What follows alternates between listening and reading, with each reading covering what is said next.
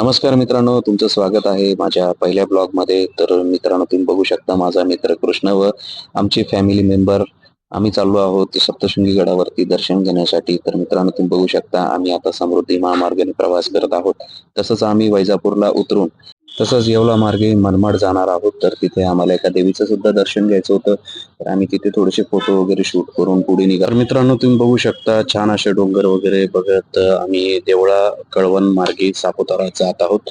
तर सापुताराला जाताना आम्हाला एक 10 मिनिटं फक्त वेळ होता, कारण तिथे सनसेट व्हायची वेळ होती. तर आम्ही पहिले सनसेट पॉईंटला गेलो, परंतु आमचं नशिबात नव्हतं सनसेट पॉईंट बघायचं. तर कदाचित त्या ठिकाणी काम वगैरे चालू होतं, तर एंट्री मिळाली नाही. तर मित्रांनो, मी तिथून टेबल पॉइंटला गेलो, तर तिथे आम्हाला कळलं की इथून सुद्धा व्ह्यूज या ठिकाणी मिळतात सनसेटचे. तर मित्रांनो, तुम्ही बघू शकता व्हिडिओ मी फास्ट केलेला आहे. 3 ते 4 मिनिटामध्ये सूर्य दिसेनासा होऊन जातो आणि एक छान असा अनुभव त्या ठिकाणी आलेला आहे.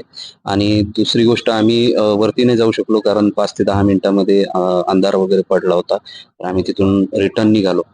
कारण मित्रांनो, अंधारामुळं आम्हाला तिथं काही दिसलंही नसतं, त्याच्यामुळं आम्ही वरती जायचं कॅन्सल केलं. मित्रांनो, आम्ही तिथून निघालो, आम्हाला खाली स्वामीनारायण मंदिर दिसले आणि मग तिथे सुद्धा आम्ही दर्शनाला गेलो. तर खूप छान असं वाटलं मित्रांनो, खूप छान परिसर होता, स्वच्छ आणि शांत. मन अगदी तृप्त झालं मित्रांनो हे सर्व बघून. आणि मग आम्ही खाली गेलो. खाली जात असताना मला सर्व स्टॉल वगैरे दिसले. पर्यटक खवय्यांसाठी अतिशय छान असे ऑप्शन्स त्या ठिकाणी होते. आम्ही सुद्धा त्या ठिकाणी नाश्त्याचा आनंद घेतला आणि थोडासा निसर्गाचा आणि तिथली जी सजावट वगैरे बघून मग आम्ही पुढे निघालो.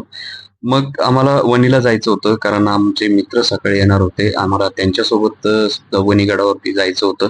वणीला आम्ही स्टे करणार होतो. मग आम्ही सकाळी सर्वजण मिळून दर्शनाला जाणार होतो. तर मित्रांनो, तुम्ही बघू शकता माझे सर्व मित्र हे आमच्या गाडीत बसलेले आहेत. बाकी बायका वगैरे आम्ही दुसऱ्या गाडीमध्ये बसवले आहेत. असं करत आम्ही निसर्गाचा आनंद घेत गडावरती जात आहोत आणि तिथे तुम्ही बघू शकता एका स्पॉटवरती आम्ही फोटो काढण्यासाठी सुद्धा थांबलो. मग तिथून आम्ही पुढे निघालो वणीच्या दर्शनासाठी.